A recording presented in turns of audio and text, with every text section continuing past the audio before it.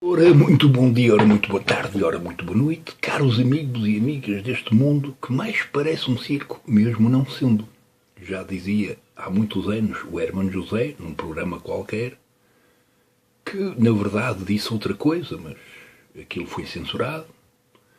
E eu gostei tanto da frase que memorizei e agora sempre que inicio um vídeo digo isso. Porque, pronto, faz-me tanto sentido. E então, pronto, em princípio, se eu posso dizer estas palavras que estou a acabar de dizer, sem ter pedido autorização ao autor das palavras, se eu posso dizer uma qualquer frase que, alguns no tempo, o Hermano José dizia, sem lhe pedir autorização. Pronto, ainda bem. Já temos aqui um bocadinho de liberdade. Pronto, por cima se referiu o autor, sendo que, em princípio, ele não foi o autor foi alguém que escreveu para ele representar. Pronto, está tudo bem. Hoje vamos falar, isto é, agora vamos falar de um problema que, no fundo, vai ser o título deste videozinho, que vai ser, ora bem, o turismo e a destruição da cultura. É que, pronto, eu durante anos, principalmente com a minha mãezinha de vez em quando dava-lhe assim da boneta e dizia: olha, hoje apetece-me ir para ali, anda comigo, vens comigo, ponto. E eu lá ia. E eu sempre que ia, seja lá para onde for que era diferente, podia ser outro país, ou podia ser uma terriola qualquer, aquilo tinha, as terriolas tinham algo original, algo verdadeiramente cultural, muito característico daquele espaçozinho, daquele lugar. Podia ser um país, uma cidade qualquer do país, de outro país qualquer, ou deste. Pronto. E lá está, eu tenho memória dessas pequenas diferenças nas quais faziam a diferença entre outras terriolas quaisquer. Outras línguas, outras culturas, pronto, outras formas de estar, etc. Pronto. E, entretanto, atualmente, pronto, eu um dia destes fui até Santiago. Não fui a penantes, nem fui de bicicleta, mas creio que um dia destes eu vou tentar fazer isso. Contudo, pronto, cheguei a Santiago e Santiago, além do que seria a sua cultura popular e local, tornou-se num espaço que agora parece o Porto. Portanto, qual é a diferença entre Santiago e o Porto? Ao nível do comércio, nenhum, ou quase nenhum. É tudo igual. Portanto, eu tive dificuldade em encontrar restaurantes com comida, pronto, cultural de Santiago. Acho que encontrei um único. O resto era tudo estrangeiro. Portanto, pronto, eu pensei, pronto, eu podia ir aqui a este chinês, tal como lá num dos posts lá do meu blog. Pronto, foi uma coisa chinesa qualquer. Mas isso é na China, não é em Santiago, é na China. E aqui em Portugal também é igual. Posso ter o chinês, tem o coreano, tem o japonês, tem o indiano, tem o paquistanês, tem pronto. Mas às vezes começa a ser difícil encontrar o verdadeiro restaurante português, que poderia ter baratas ali no meio do público, pois atualmente temos restaurantes estupidamente bonitos cá fora e altamente badalhocos lá dentro. Mas se vocês não bem, está tudo bem, não é?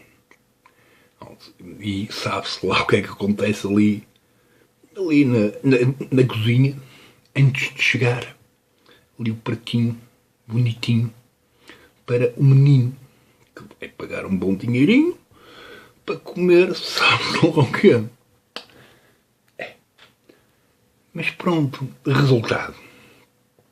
Eu não tenho nada contra o facto do mundo de haver uma espécie de troca cultural. Troca cultural normalmente acontece de uma forma espontânea e sem propriamente uma imposição de nada. Tendo em conta que pronto, a história, infelizmente, foi ao encontro dessa noção, dessa ideia de imposição cultural sobre todas as outras, e a minha que é superior e a vossa que não é, não sei, pronto. A história pronto, é assim muito bonita, muito, muito bonita. Mais vale rir, porque pronto, aquilo é só uma história estupidamente triste. Contudo, pronto, considero que era fixe, para a malta que pelo menos diz que quer visitar um país qualquer, uma cidade qualquer, deste mundo todo, não precisa de ir para o Porto ou para Lisboa, ou para seja lá o que for, outra cidade aqui de Portugal, pode ir para o outro lado do mundo.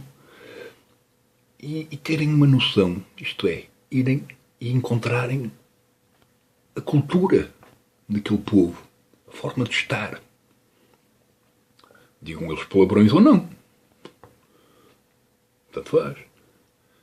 Como eu dizia, se não gostas, põe na beira do prato. E se não gostas do limite do prato, tens sempre um mundo para explorar. Ninguém te obriga a ficar cá. Pronto, é a realidade. Pronto. Então, ontem, ou antes de ontem, não sei, também apareceu uma notícia aí no jornal que eu fiquei tipo meio chocado. Mais ou menos chocado. Bom, que é o quê? Não sei. Sei lá se aquilo foi por causa do estrangeiro, um estrangeiro qualquer, ou se foi alguém lá da cidade, da Dinamarca. Alguém decidiu remover uma estátua que tem uma sereia com umas maminhas. As maminhas são de pedra, a sereia também é de pedra, e consideram que a sereia é feia. Não sei quem é que queres atribuir uma questão de beleza, seja à sereia ou seja à estátua qualquer, pronto, mas é feia, pronto, é porreiro, porque não é demasiado bonita, demasiado artificial, não tem algo de natural. Mas pronto, não gostaram daquilo e consideraram que o facto de ter lá as maminhas, aquilo era pornográfico. Isto deve ser uma brincadeira, mas não é. É. Portanto, há malta que olha para estátuas e deve ficar ereto para considerar que aquilo é pornográfico. Eu acho que há malta que deve bater muito mal neste mundo. Principalmente esta gente que considera censurar uma estátua, okay? E mesmo que fosse uma mulher peixe, ainda por cima, uma mulher peixe, aquilo era o sonho dos piratas, okay? Tipo, quem sonha, toda a gente sonhava com uma sereia.